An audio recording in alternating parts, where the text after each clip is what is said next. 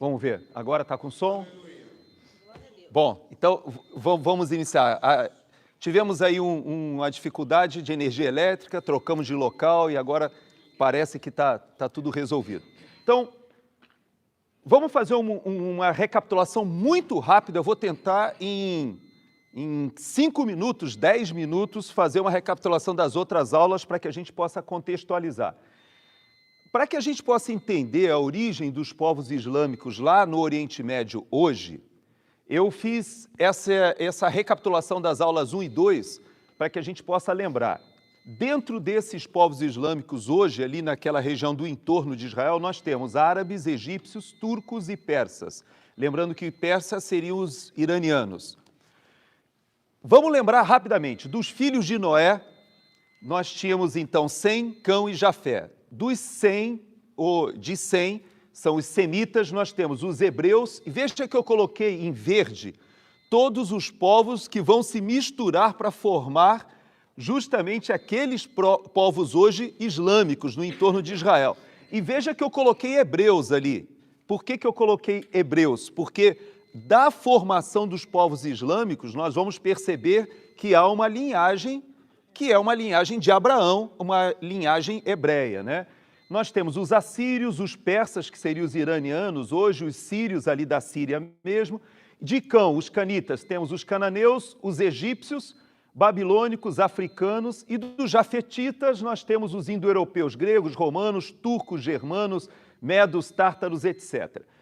Esses que eu coloquei em verde, hebreus, persas, sírios, cananeus, egípcios, turcos, medos, todos eles, de alguma forma, estiveram como antecessores ou como aqueles povos que originaram aquilo que nós temos hoje em volta de Israel, de cultura, vamos dizer assim, islâmica. Então, vamos só lembrar o seguinte, Abraão, o primogênito de Abraão é Ismael. Então, eu queria falar para vocês hoje um pouquinho, na introdução, a perspectiva do povo islâmico. Como é que eles olham isso? Já que as 3 principais religiões monoteístas do planeta, o cristianismo, o judaísmo e o islamismo, as 3 têm origem aqui em Abraão. Então, nós cristãos temos uma perspectiva judaica. Então, para a gente, a nossa Bíblia conta a mesma história que o povo de Israel e os judeus até hoje sustentam.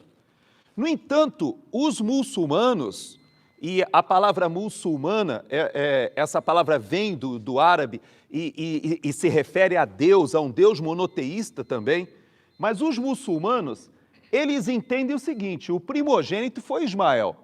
Lembrem que Abraão não tinha filho e teve aquela ideia de ter o filho com Agar, que era escrava de Sara, e era uma escrava egípcia, e ele tem Ismael, que está ali em Gênesis 25, de 12 a 18, a gente conta essa história ali um pouquinho, mas quando a gente vai para Gênesis 25, eu vou fazer questão de abrir a minha Bíblia hoje aqui, e só vou ler esses 6 primeiros versículos. Preste atenção aqui, eu vou ler Gênesis 25, de 1 a 6. Desposou Abrão outra mulher, chamava-se Quetura. Então, além de Sara e além de Agar, Abraão também teve concubinas. O nome de Quetura aparece, mas há um outro versículo que fala em concubinas, e a gente não sabe. Mas pelo menos de Quetura já dá confusão suficiente para a gente entender. Ela lhe deu à luz a Zinrá, Joxá, Medã, Midian, Gisbaque e Sua. E desses, vários filhos. Então veja que de Abraão saem os midianitas, que eu coloquei ali, ó, midianitas em verde. São filhos de Quetura. Só que às vezes nós esquecemos, e é muito importante a gente ver ali, ó, Gênesis 25, a partir do versículo 12 ao 18, nós temos as 12 tribos de Ismael. Então veja que nós falamos muito das 12 tribos de Israel, que são os filhos de Jacó. Mas os árabes, os muçulmanos, de modo geral, eles avocam as 12 tribos de Ismael, que estão aqui em Gênesis 25, a partir de versículo 12, diz o seguinte: são estas as gerações de Ismael, filho de Abraão, que Agar, a egípcia, serva de Sara, lhe deu à luz. E aí está dizendo, esses são os filhos de Ismael, pelos seus nomes. O primogênito de Ismael foi Nebaiote, depois Quedar, Abdeel, Mibizão, Mismá, Dumá, Massá, Haddad, Temá, Getur, Nafis e Quedemá. Então vejam que, assim como nós conhecemos bem as 12 tribos de Israel, os árabes, e particularmente aqueles que depois, quando Maomé estrutura a fé islâmica e o Islã, nós vamos falar sobre isso um pouquinho à frente, ele resgata essa origem. Para eles, Ismael foi o primogênito e ele é que seria o herdeiro daquela promessa que foi feita a Abraão, de que, por intermédio de Abraão, todas as famílias da terra seriam abençoadas e dele seria feita uma grande nação. Veja que eles vão a essa mesma origem, só que na perspectiva deles, o mundo será abençoado quando o Islã dominar o mundo. E da perspectiva deles, de Abraão será feita uma grande nação islâmica. Então, eles vão para o mesmo texto, para a mesma origem, só que dessas 12 tribos de Ismael, ainda misturando com os 6 filhos de Quetura, que dão os midianitas, dessa mistura. E aí a gente vai perceber que essa mistura também junta com as 2 filhas de Ló que tiveram filhos com ele, né? Vocês lembram que a mulher de Ló morre ali na fuga de Sodoma, elas acabam embebedando o pai geram filhos. Essas 2 filhas de Ló dão origem aos moabitas e os amonitas. E Isaac, para confundir ainda mais a nossa história, Isaac também, assim como Abraão fez, Isaac também não estabeleceu a sua linhagem por intermédio do seu primogênito. Veja, Abraão, o primogênito dele foi Ismael. E o primogênito de Isaac foi Esaú. Só que ele também não coloca a linhagem por Esaú, e de Esaú saem os edomitas. Então nós já temos ali os midianitas, já temos os moabitas, os amonitas e os edomitas, todos descendentes de Abraão, só que não são da linhagem que vai se formar Israel, as 12 tribos de Israel que vêm por Jacó. Então veja que Abraão, Isaque e Jacó, também 12 filhos, também 12 tribos, então 12 tribos de Ismael, 12 tribos de Jacó. E José vai para o Egito, 400 anos lá no Egito. Durante esses 400 anos, esses povos, edomitas, moabitas, amonitas, midianitas, eles se multiplicam ali na região do que seria, né, a Canaã e também da área do que seria hoje a Cisjordânia e a Transjordânia, ou seja, toda aquela região, ela foi ocupada por esses povos, enquanto os 12 filhos de Jacó, com José inclusive, estavam no Egito. 400 anos, o povo se multiplicou no Egito. Então, dessa linhagem, Abraão, Isaque e Jacó, José e seus irmãos no Egito, quando voltam, nesse retorno, que nós já vimos na última aula, eles passam aqui por essa península do Sinai, poderiam ter feito esse caminho aqui, olha, rapidinho. Saía daqui, ia direto para Canaã, passando por Gaza, que é onde está a confusão hoje, mas não. Nós vimos no texto bíblico que toda aquela geração foi morta no deserto, porque eles ficaram 40 anos rodando aqui, foram para o Monte Sinai, foram para Cades Barneia, ficaram rodando aqui, e quando foram entrar em Canaã, em vez de fazer esse caminho aqui, eles foram pelo outro lado do Rio Jordão, e aí eles tiveram que combater os midianitas, edomitas, os moabitas e os amonitas, aqueles. E veja que, para distribuir essa terra entre as 12 tribos, Josué tem que liderar uma guerra, e é uma guerra de conquista. Veja que quando Abraão ele resolve que Isaque seria o seu herdeiro, no versículo 6, lá de Gênesis 25 que eu li, está escrito o seguinte: Abraão, versículo 5, deu tudo o que possuía para Isaac. Então, Isaac foi o herdeiro. No entanto, diz assim o versículo 6, porém, aos filhos das concubinas que tinha, deu ele presentes e ainda em vida os separou do seu filho Isaac, enviando-os para a terra oriental. Então, os midianitas, mais os 12 filhos de Ismael, eles formam o que seria, vamos dizer assim, os antecessores do que seria o povo da Península Arábica, do que seriam os árabes hoje em dia. Embora nós vamos ver ao longo da história que houve medos entrar ali para aquela área, persas também, mas basicamente a gente pode dizer que quando eles hoje falam que eles são herdeiros de Abraão e são herdeiros do primogênito de Abraão e são herdeiros inclusive na mistura de outros filhos de Abraão com Quetura, eles estão corretos historicamente de acordo com a Bíblia. Mais ainda, para que a gente possa entender, nós vimos lá naquela simulação que eu fiz na primeira aula, da construção do templo de Jesus em cima, onde hoje está, vamos dizer assim, a pedra que eles veneram ali em Jerusalém. Essa pedra, por incrível que pareça, ela é disputada dentro da tradição pelos dois povos. Por quê? Por causa daquilo que nós falamos nesse slide anterior. Porque eles acreditam que aquele sacrifício que Abraão, quando vai para o Monte Moriá e vai sacrificar o seu filho Isaac, e Deus intervém, os árabes e os islamitas, ou os muçulmanos, eles acreditam que a história foi essa mesmo, só que não com Isaac, e sim com Ismael. Então, veja que eles entendem que aquele monte é sagrado, aquele local onde Isaac ou Ismael, na perspectiva deles, teria sido levado para o sacrifício, e Deus interveio.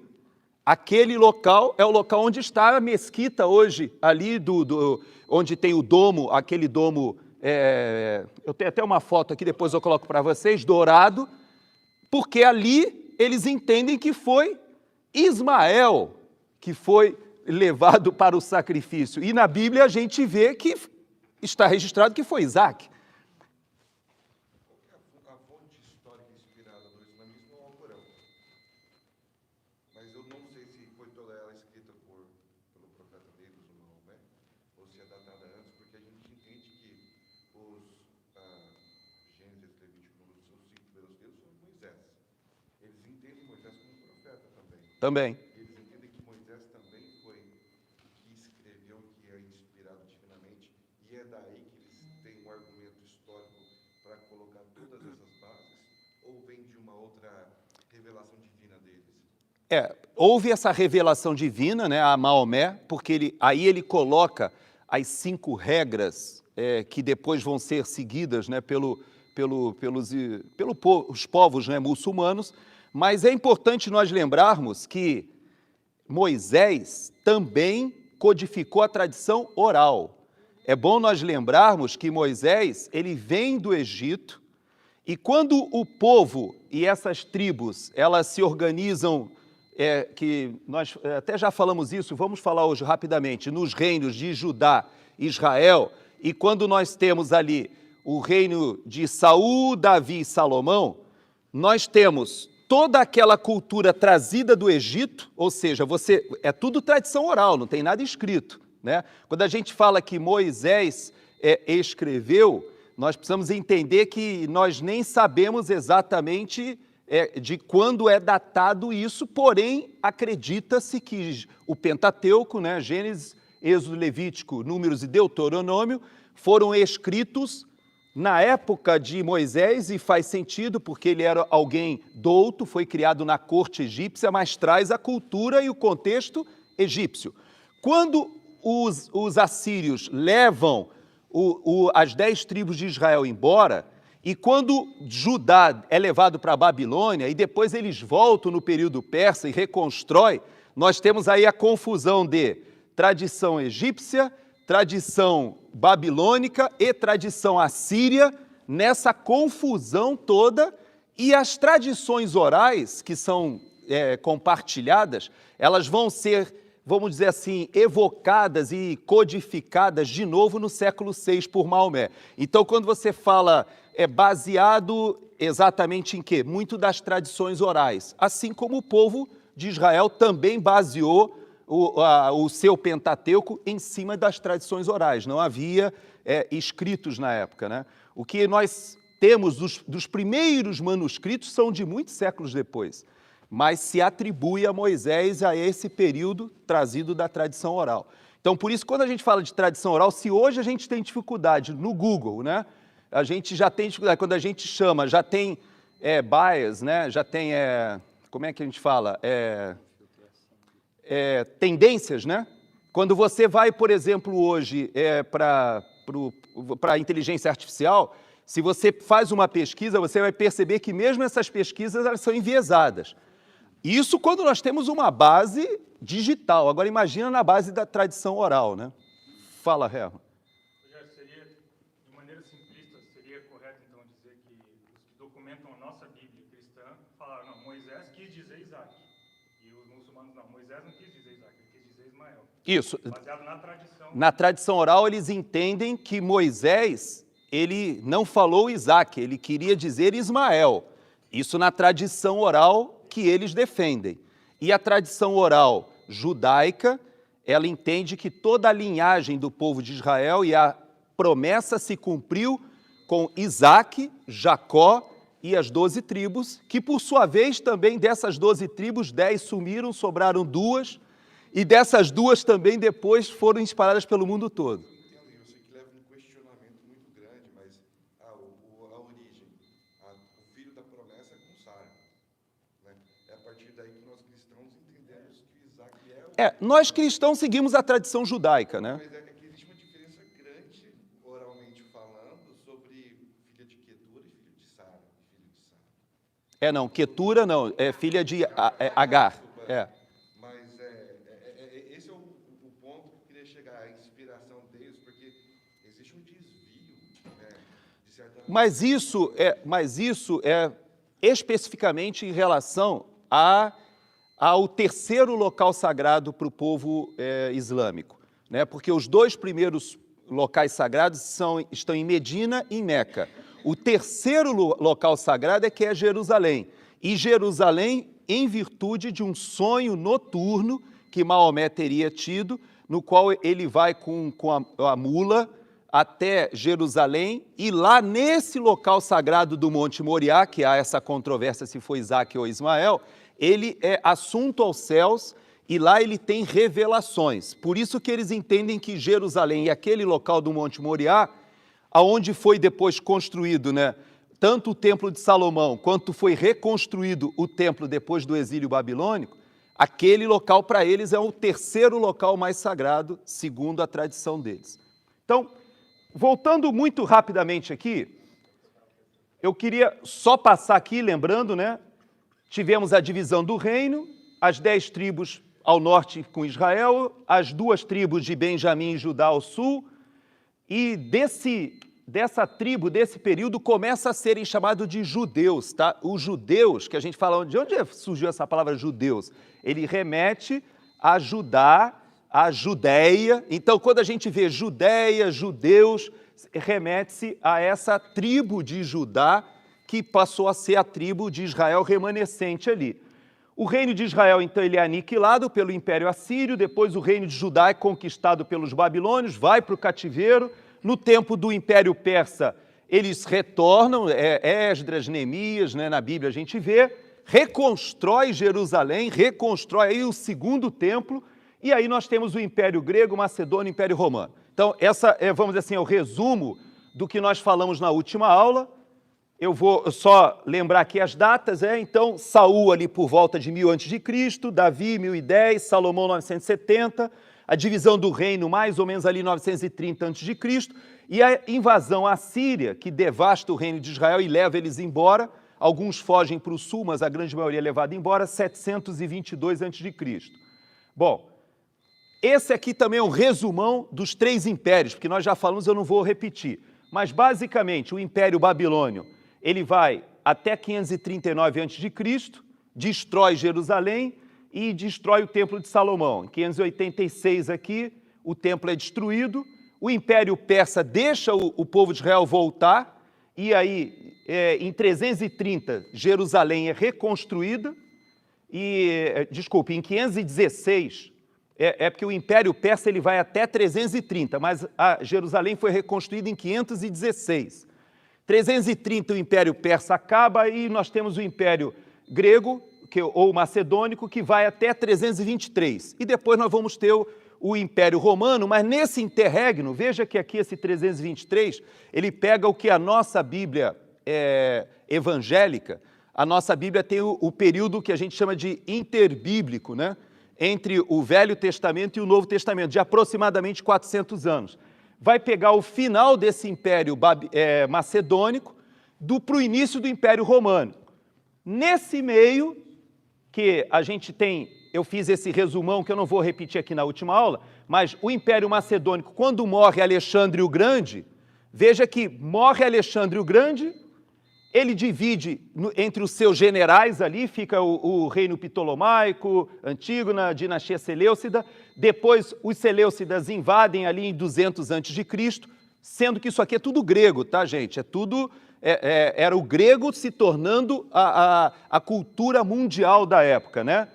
E aí nós temos um pedacinho de 100 anos em que os judeus se revoltam e que na Bíblia católica nós temos o livro que é deuterocanônico, como os católicos falam, ou apócrifos, como os judeus e os cristãos falam, mas de toda forma os livros dos Macabeus foram escritos nesse período, porque eles falam da revolta dos Macabeus e nessa época, durante 100 anos, os judeus governam Jerusalém, ainda que estivessem dentro do período daquele império ainda grego, antes de começar o Império Romano. Bom, aí os romanos invadem ali aquela região, tomam aquela região, e aí a gente tem a época de Jesus. Na época de Jesus está dividido mais ou menos ali, daquela forma que a gente já tem nos textos bíblicos, e é importante a gente dar uma paradinha aqui para falar um pouquinho sobre antes das viagens de Paulo. Eu queria fazer um parênteses com vocês e trazer a reflexão. Qual é a dificuldade que nós temos hoje quando nós, como cristãos, tentamos fazer uma análise da conjuntura lá em Israel? A primeira dificuldade que a gente tem está aqui, ó, nessas viagens missionárias de Paulo. Por quê? Porque para os romanos, quem eram os cristãos? Judeus. Eram judeus. Os judeus, para os romanos, era um povo subjugado, mas extremamente incômodo, porque eles resistiam a se aculturar. Então, eles resistiam. Desde a revolta dos Macabeus, nós tínhamos, por exemplo, um grupo dos zelotes. Vocês lembram que Jesus, quando escolhe os 12 discípulos, ele faz questão de escolher um zelote. E esse zelote, o que era o zelote? Nada mais era do que um terrorista do ponto de vista dos romanos. Ele era aquele que estava ligado ao movimento revolucionário de libertação de Israel. E Jesus chama e coloca entre os 12 do lado de Mateus, que era o contrário dos romanos, era alguém cooptado pelos romanos para cobrar os impostos e era alguém que enriquecia nessa intermediação. E Jesus consegue colocar os dois entre os seus discípulos, os seus apóstolos. E veja que Jesus, o último milagre, eu falei para vocês isso há uns meses atrás, quem estava aqui lembra, eu falei que o último milagre que Jesus fez, a última cura que Jesus fez antes de morrer na cruz, foi de quem? Quem estava aqui lembra que eu falei? Malcom, exatamente. Foi aquele servo que era da guarda, né, da guarda judaica, ele não era da guarda romana, ele foi prender Jesus. E Pedro sacou da espada e arrancou a orelha dele. E Jesus foi lá e curou a orelha.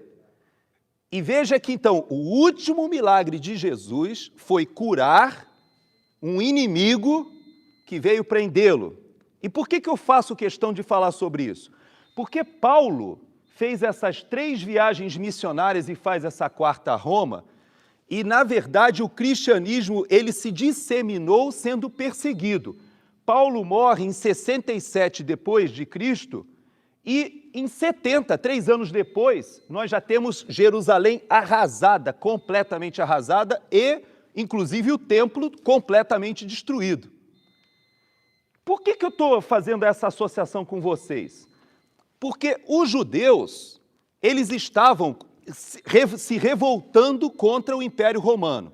Inclusive, até o final do século, vai aparecer um líder, que eu comentei com vocês muito en passant, um líder judaico, que esse será considerado o Messias. Esse é o Messias. Porque ele liderou uma revolta contra os romanos, e essa revolta acabou sendo massacrada de tal forma que todos os judeus praticamente foram expulsos daquela área que hoje nós conhecemos como Palestina. Mas e os cristãos? O que estava acontecendo com os cristãos nessa época? Eles estavam sendo queimados, eles estavam sendo cerrados ao meio, eles, como fala em Hebreus está registrado os heróis da fé, ali está escrito que eles estavam sendo jogados aos leões, eles estavam sendo mortos, e os judeus estavam tentando resistir e foram expulsos. Para nós cristãos fica um pouco difícil compreender por que o cristão, como Paulo, ele falou de uma nova realidade, de uma nova cosmovisão, espalhou isso no mundo grego, e apesar da perseguição, esse movimento cada vez crescia mais. Agora eu pergunto, esse movimento que Paulo liderou, vamos dizer assim, entre os gentios, ele foi um movimento militar? Ele foi um movimento de conquista bélica? Ele foi um movimento de resistência política a Roma? E isso deve ficar na nossa mente, porque nós vamos chegar nas cruzadas daqui a pouquinho. Bom, esse é um gráfico rápido que nós vamos só lembrar o seguinte. Quando o segundo templo é destruído, nós ficamos com um problema para o povo de Israel, ou seja, para os judeus. Como é que eles iam continuar com a tradição? Lembram que durante o período dos Macabeus, eles reconquistaram Jerusalém e eles ficaram tão revoltados porque os gregos, eles sacrificaram um porco dentro do templo, no altar. E naquele período, quando os Macabeus se revoltam, eles tomam Israel, Jerusalém, na verdade, né, que foi só um pedacinho. Quando eles tomam ali Jerusalém e eles reconsagram o templo, eles voltam a fazer os sacrifícios, ou seja, toda aquela tradição de Israel judaica é retomada. Mas quando os romanos, em 70, destroem o templo e os judeus são expulsos, como é que eles iam fazer? E como é que eles não podem sacrificar fora daquele ambiente de toda a liturgia judaica. Então, veja que na época de Jesus nós tínhamos ali fariseus, essênios, zelotes, saduceus, né? E os samaritanos, lembrando que os samaritanos eram hostilizados, mas eles eram os povos da terra que ficaram ali e se misturaram, tinham alguma coisa da cultura ainda monoteísta, mas tinham uma série de dificuldades de interpretação das escrituras, mas veja que dos fariseus, nós vamos entrar aqui no judaísmo rabínico, que é o judaísmo que nós temos até hoje. Então veja que dos fariseus, nós temos o judaísmo rabínico. O que é esse judaísmo rabínico? Foi uma forma que os judeus fizeram de dizer o seguinte, bom, nós não temos o templo para sacrificar, como é que nós continuaremos com a nossa religião? Então, os rabinos, vários desses rabinos, eles fizeram uma organização da fé e da religião judaica. Basicamente, os cristãos que se converteram, ou seja, os judeus que se converteram, mais os gentios, formaram a linha do cristianismo.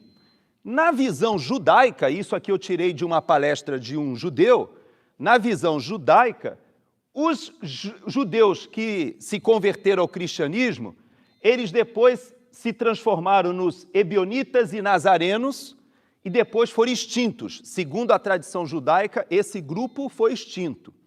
Esses grupos hoje que nós temos, inclusive aqui na Crossbridge Church, que são judeus messiânicos, foi algo que apareceu muito tempo depois, na verdade, séculos depois. Porque, segundo a tradição judaica, desse grupo aqui, olha o que nasce aqui a sua pergunta aqui, Mike. Desse grupo aqui deriva o grupo que vai dar assim, origem à tradição que foi organizada por Maomé no islamismo. Então veja que ele tem uma raiz comum, judaica, que deriva dessa confusão que estava sendo feita nessa época, esse grupo que, por isso que os muçulmanos reconhecem que Jesus é um profeta. Eles reconhecem Moisés, reconhecem Jesus. Obviamente tem o mesmo pai Abraão, só que depois de Jesus, veja bem, depois de Jesus eles vão a Maomé. Então, é importante a gente entender que até mesmo a origem tem uma raiz ligada a esse movimento judaico-cristão, por isso eles reconhecem Jesus, e é interessante que os judeus não reconhecem Jesus. Eles sabem que Jesus foi um judeu, mas algumas linhas judaicas acham que foi um mestre judaico, né? Foi um rabino, mas não dão a conotação de ter sido um profeta como os muçulmanos dão. Inclusive, há linhas muçulmanas que falam que Jesus voltará. E eles falam sobre a volta de Jesus numa visão escatológica muito parecida, às vezes, com o que a gente encontra em Apocalipse, e nos próprios ramos muçulmanos, e que você não vai encontrar nos ramos judaicos. Então, só feita essa rápida introdução aqui. Esse quadro eu não vou passar para vocês hoje, mas daqui, ó, nós vamos ver que do rabinismo, né, nós vamos ter 3 linhas grandes aqui, são os sefarditas, o Ashkenazi, que foram para a Europa, ali mais para a Alemanha, Itália. Os sefarditas, eles foram para Portugal e Espanha, e desse grupo de Portugal e Espanha foi o grupo que foi bater no Brasil. Não aqui nos Estados Unidos primeiro, bateu no Brasil, lá junto com os holandeses, lá que os holandeses foram expulsos, aí vieram para o Caribe e foram bater em Nova York. E aí, desse grupo, a primeira sinagoga das Américas foi lá em Pernambuco.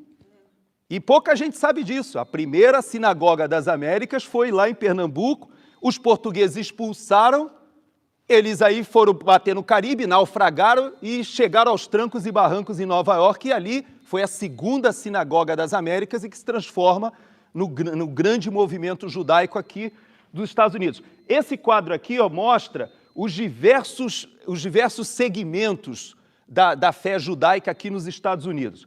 E ali os 2 grupos que ficaram em Israel, as 2 linhas, né, rabínicas que ficaram lá em Israel. Basicamente, aqui nos Estados Unidos, eu não vou falar sobre isso hoje, não vai dar tempo, e nós temos aqui na igreja especialistas, né, que podem até fazer uma palestra para a gente sobre isso. Essa dúvida que todos nós temos, né, como é que os judeus se viraram, como é que eles fizeram depois que o templo foi destruído. Eles se organizaram dentro dessa linha, vamos dizer assim, religiosa organizada após o templo, e tem esses 3 grupos basicamente, né? Os ortodoxos, os conservadores e os reformistas. Entre esses reformistas, tem uma grande parte, inclusive, que nem acredita nas tradições e nem acha que elas têm que ser mantidas, elas podem ser modificadas. É um grupo mais progressista, vamos dizer assim. E dentro desses conservadores a maioria, são aqueles que vão às sinagogas de carro no sábado. Então, se você quiser fazer a diferença entre o ortodoxo e o conservador, os conservadores têm uma parte que vai caminhando a pé para as sinagogas, que segue mais ou menos ali a ortodoxia, mas há um grupo que entende que não precisa seguir exatamente ipsilítere o que está escrito. Então, esse é o grupo que frequenta as sinagogas, mas eles vão de carro, eles não vão caminhando. Então, essa é uma diferença que a gente faz aqui nos Estados Unidos, que é fácil da gente saber. Bom, voltando lá para a nossa história. O Império Romano, ele ficou dominando toda essa área da Palestina aqui, E em 395 ele se divide em dois pedaços, né? O Império Romano do Oriente e o Império Romano do Ocidente. Esse Império Romano do Oriente, ele é grego, né? Ele, vamos dizer assim, com a raiz mais grega, inclusive ele vai abandonando o latim e volta à tradição grega. É interessante. Dali desse Império Romano do Oriente sai o Império Bizantino. Então, muito rapidamente, para que a gente possa só se localizar, Justiniano I, ele foi o grande líder, né? Podemos dizer assim, porque ele se proclamava mais do que imperador, ele tinha uma conotação também junto à igreja naquela época. Mas, de todo jeito, Justiniano, ele transforma o Império Bizantino, que domina toda essa região aqui.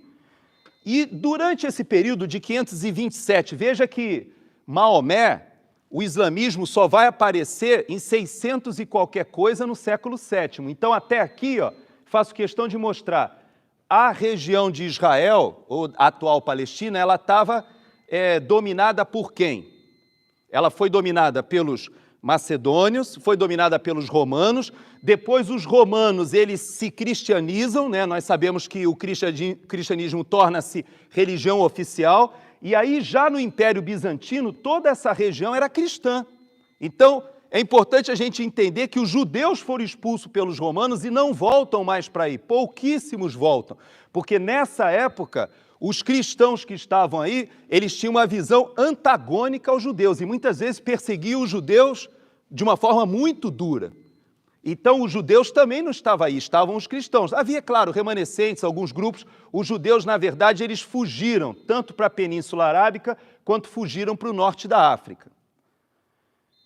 É bom a gente lembrar, só para a gente organizar a nossa ideia, é que foram divididas duas tradições da igreja cristã nesse período. A oriental, ela passa a utilizar o grego, ela abandona o latim, inclusive nas celebrações religiosas. E a ocidental mantém o latim.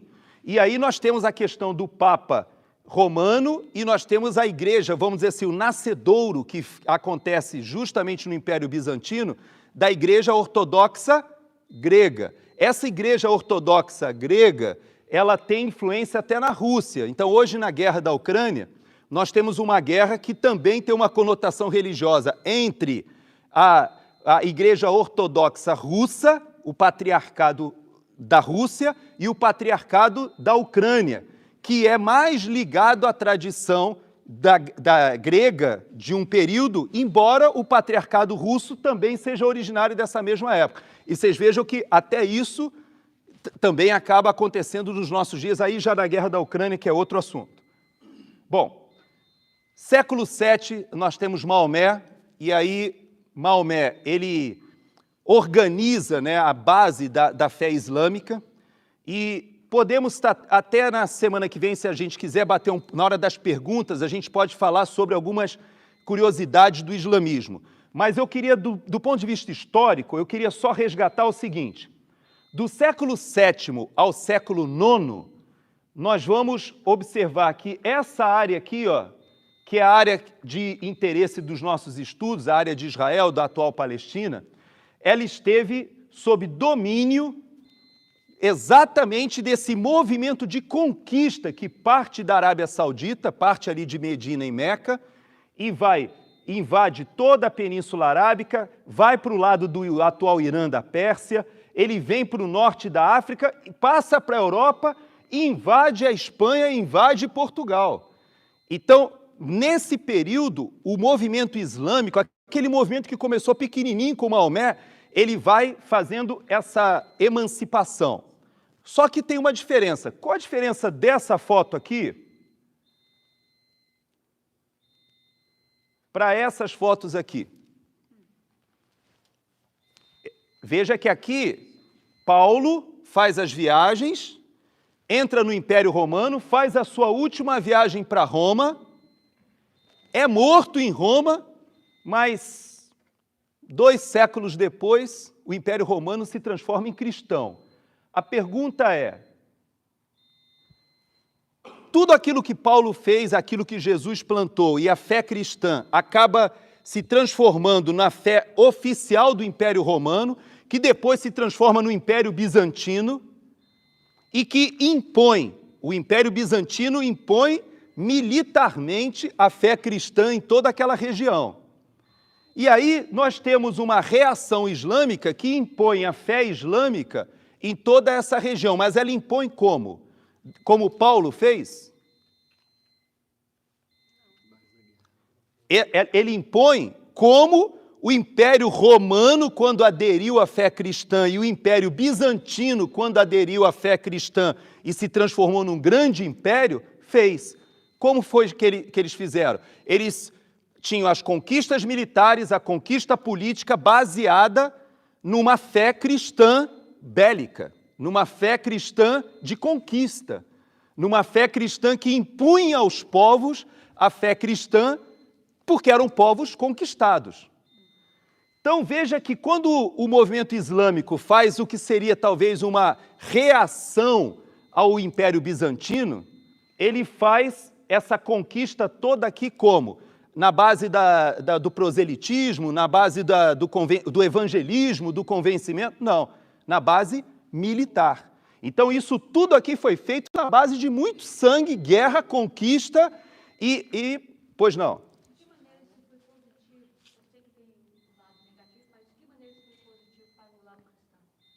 Bom, então vamos lá, porque nós vamos chegar agora aqui nas cruzadas, e aí eu volto a essa sua pergunta, porque... E aí também sempre em nome de Deus, né? Sempre, muito bom você ter colocado isso. Tanto o Império Bizantino, quando impunha aos povos bárbaros e aos próprios povos persas e aos próprios povos dessa área aqui do crescente fértil, ou dessa área, toda essa área aqui, foi imposta a fé cristã pelo Império Bizantino na base da defesa do Deus verdadeiro, que era o mesmo Deus herdado da fé judaica, que era o Deus cristão, e que tinha Paulo como um grande... Eu posso dizer que Paulo, eu não trouxe para vocês, mas eu tenho aqui no meu computador, dentro daquelas tradições rabínicas que os judeus foram depois da destruição do templo, é interessante que a gente encontra Paulo associado a uma dessas correntes rabínicas. Então, porque a gente sabe que Paulo, em Tarso, ele foi educado aos pés de Gamaliel, né? Aquela linha rabínica ali, ela é representada até hoje. Então, veja que para os ismaelitas ou para os muçulmanos entendiam que eles é que estavam impondo a fé do Deus verdadeiro. Então, Alá, que para eles é o mesmo Deus, Javé, de Israel, só que eles dão o nome de Alá. Bom, fazem essa conquista aqui, vejam que eles entram aqui na Península Ibérica, Portugal, Espanha, vão até lá atrás, fazem toda essa conquista. E aí nós lembramos que teve... Aí, vê que aqui nós vamos entender quando chegar na gente lá no Brasil, porque quando os portugueses vão para as Américas e chegam no Brasil, já em 1500, bem mais à frente, nós vamos perceber que os portugueses tinham conseguido reconquistar toda essa área aqui, junto com os espanhóis. Aí aqui não existia Portugal ainda, mas aí o Portugal é criado e eles fazem a expulsão justamente na formação do Estado de Portugal, vamos dizer, do país de Portugal, que é feito nessas conquistas de empurrar os muçulmanos de volta para a África. Bom, rapidamente aqui, vamos para os períodos das cruzadas. Então nós tivemos 4 grandes cruzadas aqui, ó. Em 1095, a primeira, em 1147, a segunda, e em 1189, a terceira, e em 1202, a quarta. Então, nesse período, nós tínhamos o Império Bizantino tentando reconquistar aquilo que foi conquistado por aquele império, vamos dizer assim, muçulmano que se criou. Eles tinham vários sultanatos diferentes, não era um império monolítico, eles tinham vários grupos que dominavam determinadas regiões, mas assim mesmo, nessas cruzadas, a ideia era reconquistar Jerusalém. E durante esse período, Jerusalém ficou ora com os muçulmanos, ora com os cristãos. Veja que judeu aí não entra nessa história. Essa briga ficou entre muçulmanos e cristãos. Os judeus, eles estavam meio misturados aí, alguns inclusive eram admitidos pelos povos muçulmanos em alguns países, mas em Jerusalém especificamente a briga era entre muçulmanos e os cristãos que vinham nas cruzadas. Veja que foi criado nesse período aqui, ó, o Reino de Jerusalém. O Reino de Jerusalém era um reino, juntamente com esses reinos que foram criados mais ao norte, já depois da Terceira Cruzada, e eles foram conquistados, mas foram reconquistados pelos muçulmanos. E depois houve um acordo. Eles fizeram um acordo, depois de muitas guerras, e nesse acordo os cristãos, a eles era permitido ir a Jerusalém para fazer as suas procissões e fazerem as suas cerimônias religiosas em Jerusalém, mas ainda sob domínio dos muçulmanos. E isso foi mantido até que em 1453 nós temos realmente, praticamente o Império Bizantino já estava liquidado, e o Império Bizantino, nesse período, ele cresceu, diminuiu, ele conseguiu recuperar, depois perdeu de novo, ele sofreu com os persas, depois sofreu com os povos bárbaros da Europa, mas em 1453, Constantinopla, que era a capital do Império Bizantino, porque ela remetia a Constantino, por isso que se chamou Constantinopla, mas na verdade ela era Bizâncio no início, por isso chamava-se Império Bizantino. Então, Constantinopla é conquistada e aí nós temos o início do Império Otomano em expansão para a Europa. E ele vai conquistar toda essa região aqui, ó. O Império Otomano, ali, em 1683, mais ou menos, ele tinha tudo isso aí, ó. Ele chega a pegar toda a parte do sul ali da Grécia, dos Balcãs, sobe inclusive para o que seria hoje a Hungria, o que seria a própria Ucrânia, pega pedaços ali da Rússia, vai andando para a área até chegando próximo da parte central da Europa. E aqui, veja que Israel, a área da Palestina, está dentro do Império Otomano e todo o norte da África. Vocês lembram que isso nos remete um pouco a isso aqui, ó. Veja que aquele movimento islâmico do século, que vai ali de 600 e pouco depois de Cristo, e chega a mais ou menos ali, chega a 700 e pouco, 800 e pouco, aí há uma reação do Império Bizantino, etc., mas nós percebemos que no final quem é que ganha? O Império Otomano. O Império Otomano ele domina toda essa região, e dessa região do Império Otomano nós vamos pular para a Primeira Guerra Mundial. A Primeira Guerra Mundial encontra essa situação aqui, ó, em que toda essa área estava em litígio, e por causa da Primeira Guerra Mundial, quando acaba a Primeira Guerra Mundial, o Império Otomano perde, e quando eles perdem, esse pedaço que seria a Síria de hoje, e que, veja que aquela inclui o Líbano, né? O Líbano ainda não tinha sido organizado, mas o Líbano, que era a terra dos fenícios na época bíblica, né? Ele depois se transforma num estado separado, mas ele ainda está na área de influência francesa. E o Iraque, pegando ali, ó, vocês veem que tem o Kuwait ali, ó, o Iraque, e essa área toda que eles chamam de Transjordânia, fica com o Reino Unido. Então, a Inglaterra, o Reino Unido, fica com essa parte vermelha e a França fica com essa parte azul, depois da Primeira Guerra Mundial. Então, nós vamos parar hoje aqui, tivemos que correr, porque na semana que vem nós vamos partir desse ponto para mostrar para vocês que houve um verdadeiro milagre para que a gente tenha um Estado de Israel hoje. É quase impossível a gente acreditar que existe um Estado de Israel. Por que eu digo isso?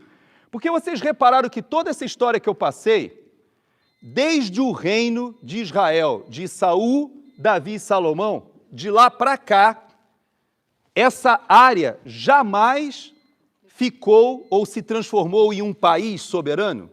Nunca. Então veja, teve o reino de Saul, reino de Davi e o reino de Salomão.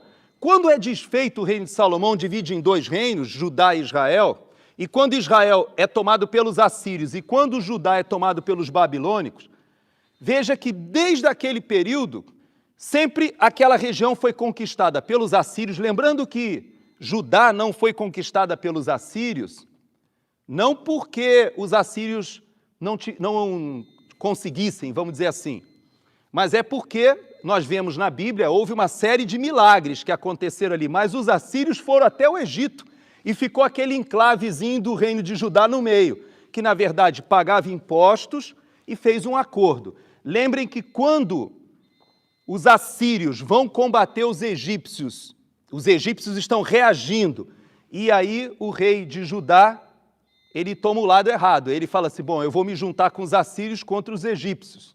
Só que os egípcios ganham a batalha, trucidam ali aquela região e acaba que os babilônicos, depois que já estavam crescendo, invadem aquela região e levam Judá embora. Então, aí acaba. De aquele período até agora, 1948, a Palestina nunca foi um estado de ninguém. Então você vai dizer que existe ali uma terra que foi dos palestinos. Nós vamos conversar sobre isso. Nós vamos ver que aquela terra ela foi habitada por um monte de gente, mas como nós vimos, resumidamente, né, de trás para frente, foi protetorado inglês, que nós vamos ver que isso aí vai até a Segunda Guerra Mundial, depois nós vamos falar, mas antes disso foi do próprio Império Otomano, antes do Império Otomano, e veja que durante o Império Otomano, e eu pergunto a vocês, por que durante o Império Otomano não fizeram um país ali islâmico, né, alguma coisa ali naquela região? Porque a região de Israel era uma região desértica, não tinha nada ali, nada. Aí a gente vai ver, inclusive, o milagre da tecnologia. Nós vamos perceber o que aconteceu depois de 48 até os nossos dias naquela região. Isso que a gente vê hoje, Israel exportando alimentos para a Europa, é fruto de muita tecnologia que foi aplicada ali, porque aquela região é desértica. Então, ninguém só se interessava pela parte do litoral, mas ninguém se interessava muito por aquilo que era uma região inóspita. E, na verdade, durante todo o Império Otomano, durante os períodos das cruzadas, durante o período vamos dizer assim, da grande expansão do islamismo, durante o Império Bizantino, antes ainda, durante o Império Romano, durante o Império Grego, durante o Império Persa, durante o Império Babilônico e durante o Império Assírio, ali nunca foi um país, nunca foi um estado, sempre foi dominado por todos esses impérios. É um milagre você sair de uma situação que você tem o reino de Salomão e mais de 2.000 anos depois, porque nós estamos falando de quase 3.000 anos, de Salomão para cá, dá 3.000 anos. Mas tudo bem, porque os judeus ainda ficaram por ali um período tal, mas eles foram realmente expulsos dali a partir de 70 ali com a destruição de Israel. Tudo bem, então quase 2.000 anos desde que eles foram expulsos pelos romanos, e eles voltam e está a terra lá, eles começam a comprar terras, etc. Tal, e isso a gente vai ver semana que vem na formação do Estado de Israel. Então, eu fiz questão de dar essa corrida hoje para vocês só para falar desse milagre que foi a organização do Estado de Israel, de um país no meio de uma situação em que esse povo, a última vez que teve a administração política daquele território tinha sido 3.000 anos antes com Salomão, mas se a gente quiser forçar um pouquinho, aqueles 100 anos que eles administraram Jerusalém ali dentro do Império ainda grego, antes dos romanos tomarem ali, junto com os macabeus, dá para considerar que ali tinha uma administração de Jerusalém. Meio por ali, né? Porque eles faziam a administração, mas todo o entorno era dos gregos. De toda forma, são 2.000 anos e você retorna ali àquele local e forma o Estado de Israel. Parte do problema que nós estamos vivendo lá é porque não haja terra para os palestinos. Nós vamos ver na semana que vem, parte do problema é porque aos povos árabes e muçulmanos não interessa que seja criado o Estado palestino em paz com o Estado de Israel. Politicamente isso não interessa, particularmente ao ramo do islamismo xiita, mas aí isso fica para a semana que vem, a gente vai falar. É importante a gente lembrar que dentro do escopo do Acordo de Abraão, que foi novamente retomado aí no governo do presidente Trump, a Arábia Saudita ela estava sendo atraída, junto com alguns países sunitas ali do Golfo Pérsico, a ter uma posição de pelo menos reconhecer o Estado de Israel, e com isso eles receberem uma série de investimentos. Eles estão investindo muito na área de turismo ali, né, no Catar, nos Emirados Árabes, toda aquela região ali, a própria Arábia Saudita, o Golfo Pérsico ali se transformou numa área de atração turística muito grande. Então, há um interesse deles de diminuir essa tensão.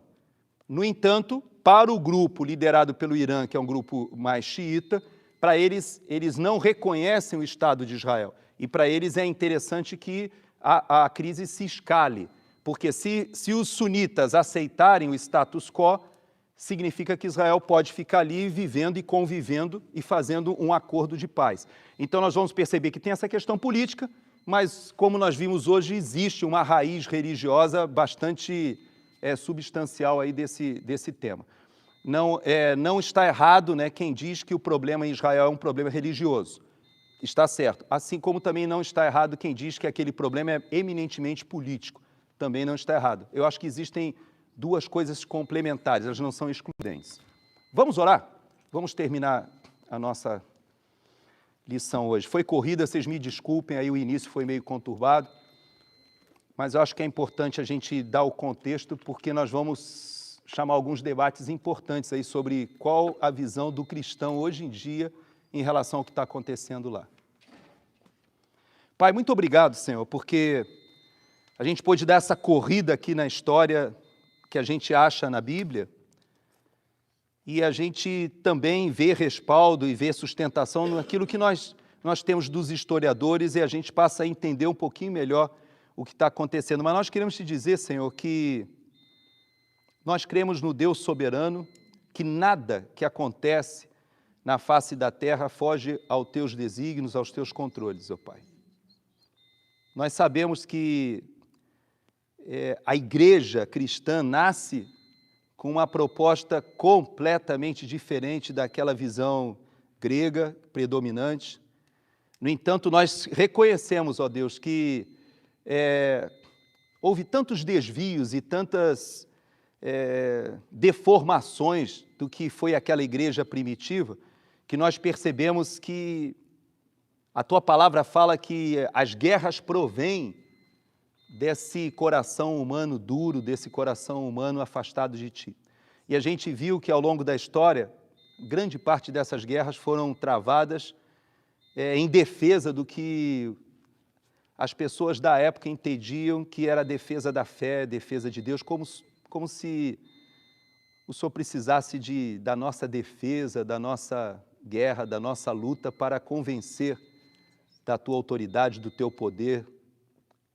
E nós queremos te pedir, Senhor, que Tu possas colocar no nosso coração sabedoria, discernimento para entendermos o que está acontecendo e buscarmos as raízes da nossa fé, Senhor.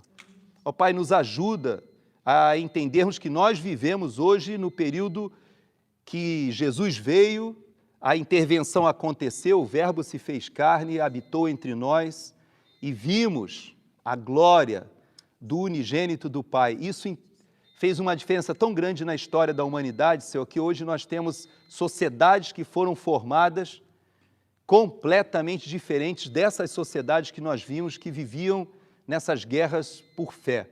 Por isso, ó Pai, o nosso coração hoje se entristece muito quando a gente percebe que isso está sendo retomado. Satanás, o inimigo de nossas almas, ele retoma as lutas e guerras com conotação religiosa, política, pessoas que entendem que estão se matando em nome de Deus, e nós queremos te pedir, Senhor, misericórdia, que Tu possas abrir os nossos corações, as nossas mentes, para que a gente entenda qual foi a mensagem verdadeira que Jesus nos trouxe.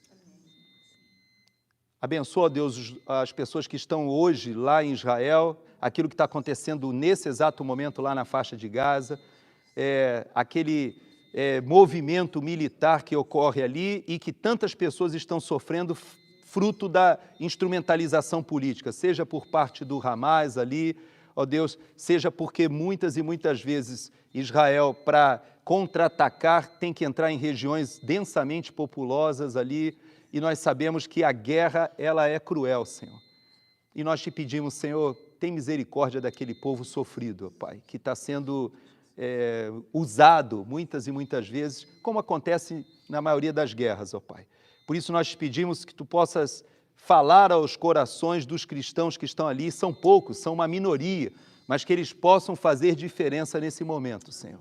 Abençoa, Pai, o governo até de Israel, para que tenham sabedoria, para que consigam dosar, para que consigam entender como fazer essa operação, sem, ó Deus, cair na armadilha, ó Deus, que é criada, Deus, do mal mesmo, de querer escalar aquela crise para um conflito regional, até, quem sabe, um conflito mundial.